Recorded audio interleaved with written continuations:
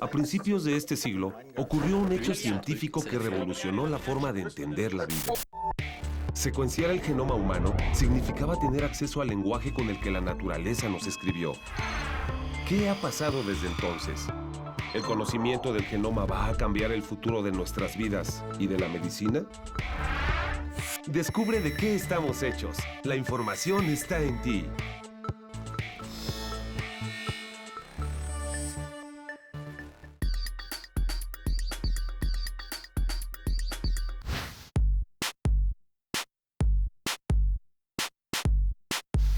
Huesos, tendones, cartílago. Sustancias orgánicas. Bueno, estamos hechos genéticamente de cromosomas, de átomos, células.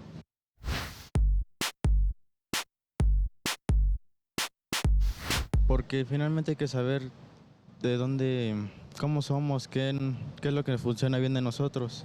Quizás para tener una buena alimentación, para saber qué es lo que necesita mi cuerpo, para poder estar mejor.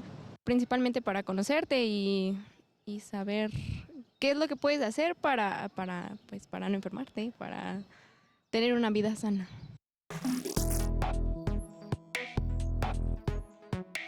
Bienvenidos a ¿De qué estamos hechos?, el programa de divulgación del Instituto Nacional de Medicina Genómica. En esta serie vamos a conocer qué es el genoma, cómo es nuestra composición genética, en qué nos afecta estos descubrimientos y cómo ha avanzado la medicina gracias a ellos. Así es, esa es nuestra primera emisión, por lo cual pondremos en la mesa de discusión los temas principales que nos introducen al campo de la genómica. Les saludamos Emanuel González Y Paola Cohen. Vamos a conocer al panel de invitados que nos acompañan el día de hoy.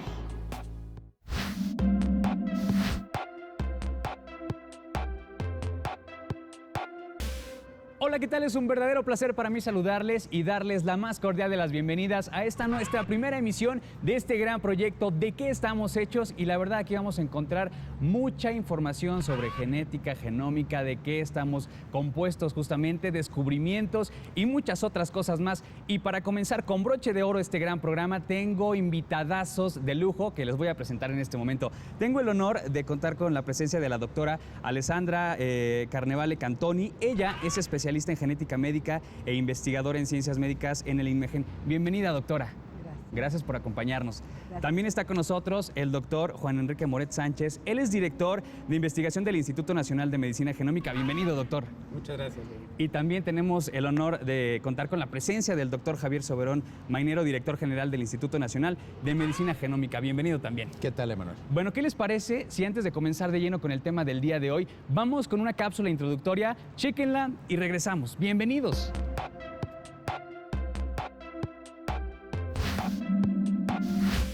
¿De qué estamos hechos? ¿Sistemas y aparatos? Sí. ¿Órganos y tejidos? Claro. ¿Y células? Por supuesto. Cada una de ellas contiene un núcleo, en donde se aloja el ácido desoxirribonucleico, mejor conocido como ADN. Esta sustancia es una larga molécula que ordena y administra químicamente la información con la que se construye cada ser vivo. Esta molécula es la base de la herencia. Al conjunto de información contenida en el ADN, que reúne las instrucciones de cómo construir y hacer funcionar el cuerpo humano, se le llama genoma humano. Y al estudio del genoma se le conoce como genómica. El ADN está formado por 4 unidades básicas llamadas nucleótidos: adenina, timina, guanina y citosina, las cuales son como las letras de un alfabeto con las que se forman palabras que las células saben leer. Secuenciar el genoma significa averiguar cómo están acomodados los nucleótidos en las cadenas de ADN. Este es el primer paso para conocer su información. Y de eso trataba el proyecto Genoma Humano. ¿Qué sigue después?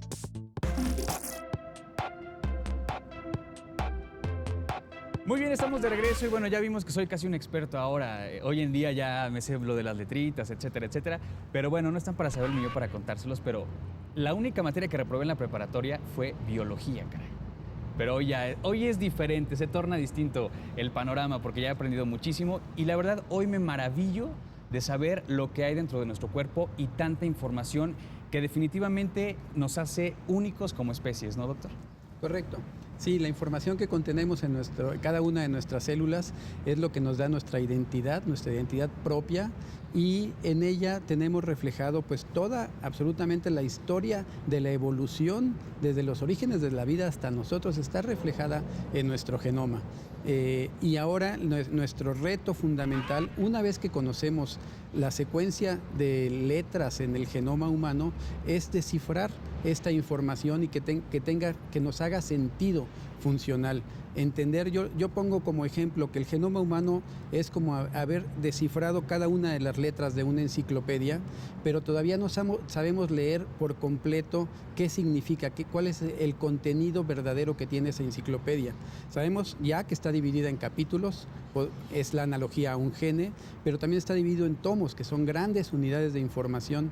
El reto ahora del proyecto del genoma humano en la siguiente etapa, la que estamos viviendo ahora, es hacer sentido a toda esa información que tenemos dentro de nuestro organismo. Saber cuáles son las funciones de un gene en su estado normal, en nuestra condición normal de salud, y también qué sucede cuando estos genes tienen algunas alteraciones y que nos causan enfermedades o predisposición a enfermedades. Y esta serie de capítulos va a versar precisamente sobre esto. Es que es demasiada información la que tenemos dentro de nuestro cuerpo. ¿Cuánto cabe en 1,70 de estatura, doctor, más o menos? Pues no solo en 1,70 de estatura. Es que hay unos más grandes, unos más pequeños. Pero en cada célula de los miles de millones con los que estamos hechos, dentro de cada célula está el ADN completo del genoma. Y esos son 3.200 millones de letras. De hecho, son 3.200 por 2, porque heredamos una copia del genoma de nuestra madre y una copia de nuestro padre. Así es que son 6.400 millones de letras. Y si los extendiéramos en la gran hebra del ADN, medirían 2 metros. ¿Y 2 metros caben tantos millones de letras? Están totalmente compactados, sí, son realmente de un tamaño pequeñísimo. Ajá. Y tan son pequeñísimos que los podemos hacer bolita como la célula lo hace y empacar esos 6.000 millones de letras en cada una de las células que miden unas cuantas micras. Es que está increíble. Doctora, ¿para qué nos sirve tener tanta información? Pues para ser lo que somos. Definitivo, ¿verdad? Definitivo.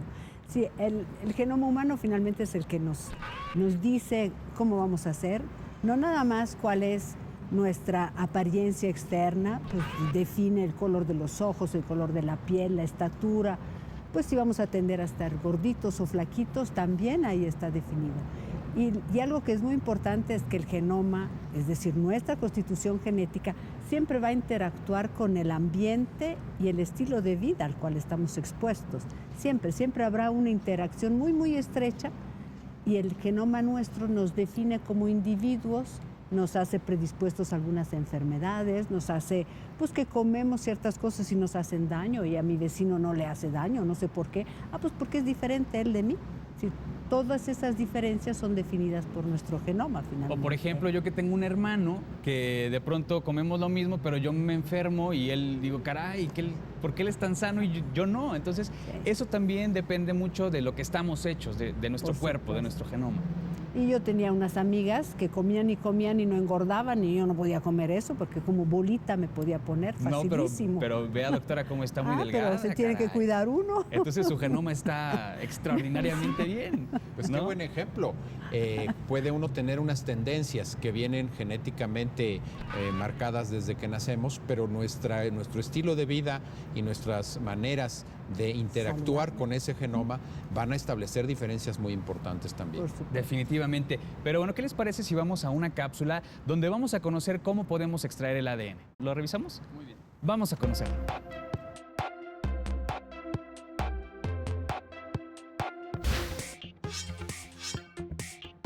Ya dijimos que todos los seres vivos tenemos células. En esta ocasión haremos un experimento para extraer ADN de fresas de manera casera. Te voy a explicar cómo lo haremos.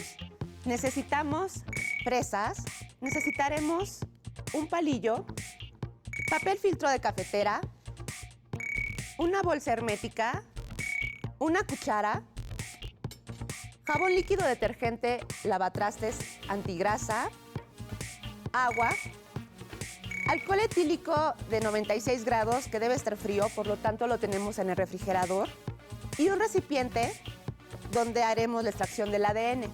En esta ocasión usaré una taza medidora. La fresa la ponemos dentro de la bolsa y con cuidado para no romper la bolsa, la vamos a machacar. En el recipiente donde vamos a hacer la extracción, vamos a colocar un poco de agua. Colocamos una cucharada del detergente.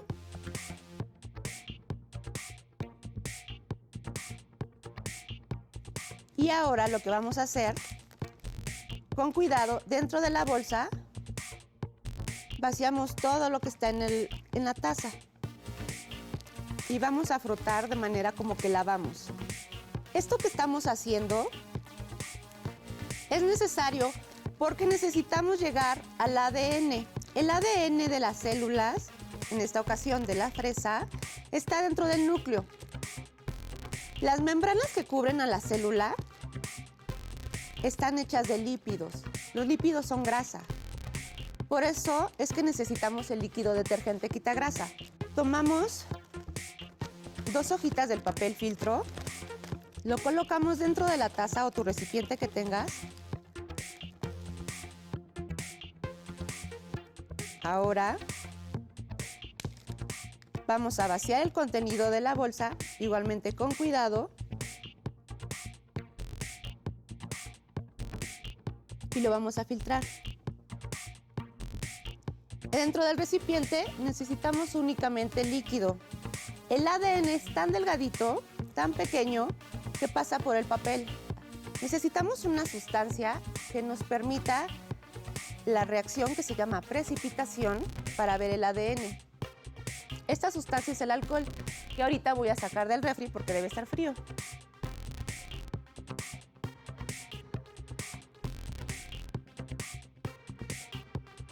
Inmediatamente tú notas la reacción. ¿Qué es lo que ha pasado? El agua simple se ha ido hacia abajo, el ADN nos está flotando.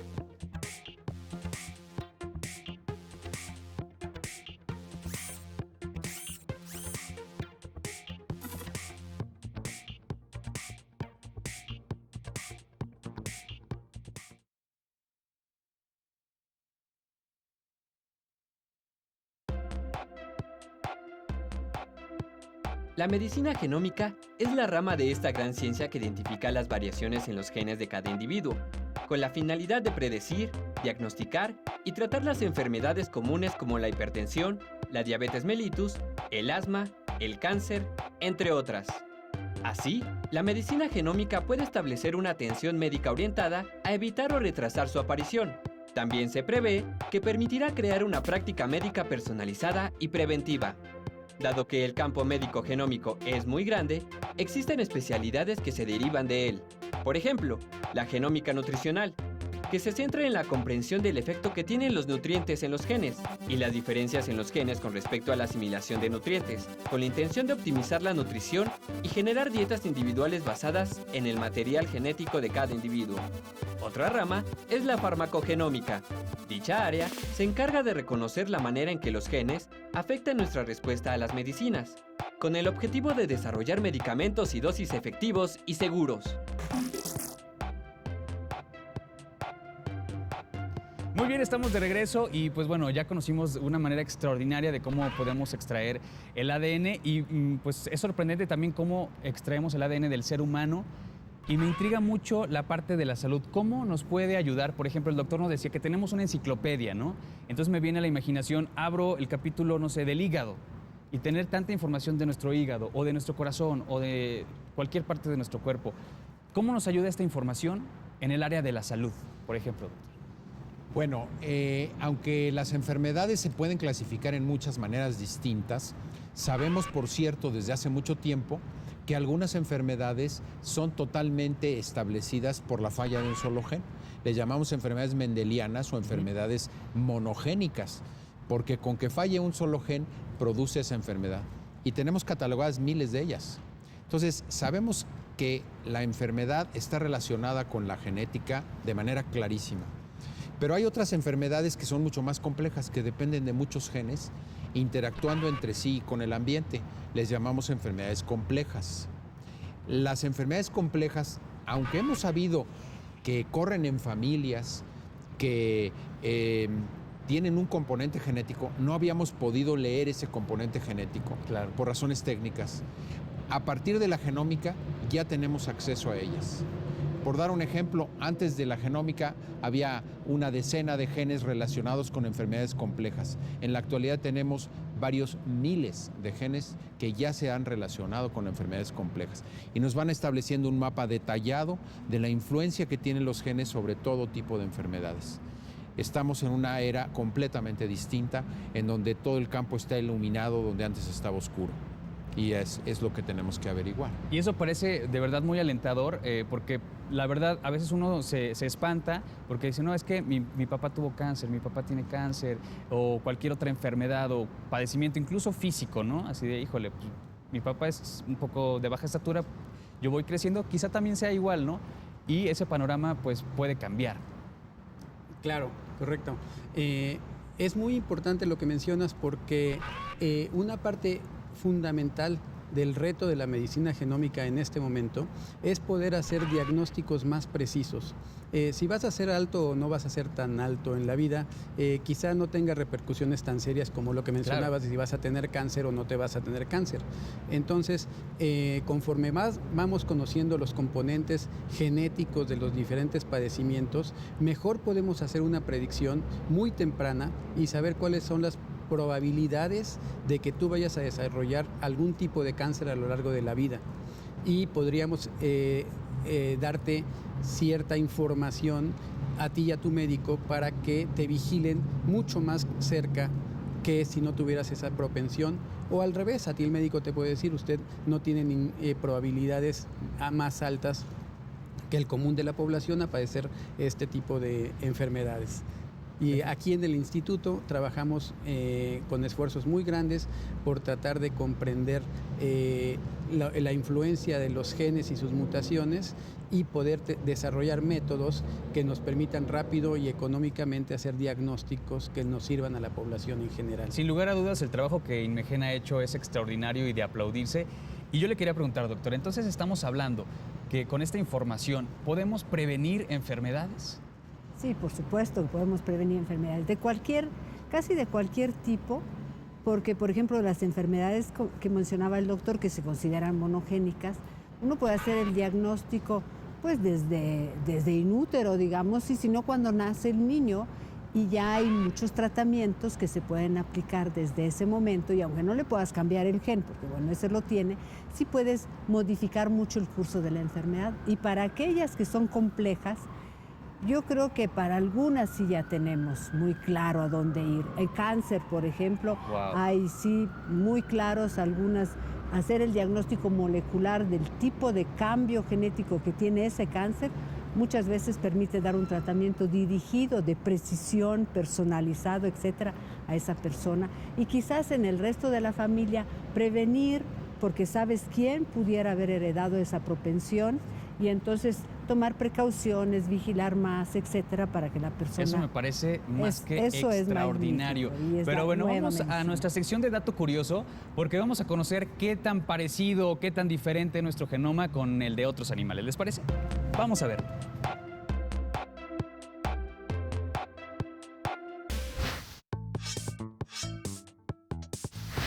Actualmente, sabemos que los genomas de todos los seres vivos tienen muchas similitudes.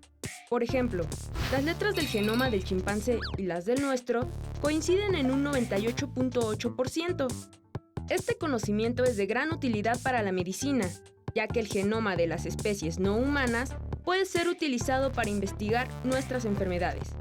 Hasta la fecha, el ratón de laboratorio es el mejor modelo de investigación médica, pues sabemos que el 70% de nuestros genes son iguales.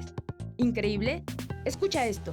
En promedio, el genoma de todos los seres humanos coincide en un 99.9%, y el 0.1% determina lo que nos hace totalmente diferentes unos de otros. Por ejemplo, el color de nuestra piel, de nuestros ojos y nuestra estatura. Desde antes de que se creara el proyecto Genoma Humano, la comunidad científica tenía la preocupación por el uso y manipulación que se pudiera hacer de la información genética. ¿Cuáles podrían ser los riesgos si la información de nuestro ADN se da a conocer de manera abierta? Esta pregunta nos lleva a tener que discutir amplia y profundamente sobre los derechos entre lo que es público y lo que es privado. Si bien el genoma entre todos los seres humanos es muy similar, la pequeña diferencia que nos individualiza es importantísima. Por eso, es necesario dejar claro que, si bien el genoma humano, el de nuestra especie, es patrimonio de la humanidad, la información genómica particular de cada individuo forma parte de su valiosa identidad. En el genoma humano, la diversidad es la regla. Un ejemplo de los riesgos relacionados con el conocimiento de nuestro genoma particular podría ser el monitoreo genético por parte de aseguradoras y servicios de salud. ¿Qué pasaría si ellas supieran que somos propensos a cierta enfermedad? ¿Tendrían el derecho a no asegurarnos o a no cubrir los costos de enfermedades? ¿Y los empleadores? ¿Podrían rechazar a personas que solicitan algún trabajo? Así también, otro conflicto que desata muchas implicaciones éticas negativas es la manipulación de los genes. Debido a que ya es posible conocer el genoma de los bebés antes de que nazcan, y que dentro de algunos años hasta se podrá editar puntos particulares del genoma de los embriones antes de que sean implantados dentro del útero de la madre, surge la siguiente pregunta. ¿Tenemos derecho a elegir la constitución genética de nuestros hijos? ¿Cuánto derecho tenemos a manipular esta información? La polémica es muy fuerte, pues se discuten los puntos que podrían darnos un nuevo poder sobre el destino de la especie humana.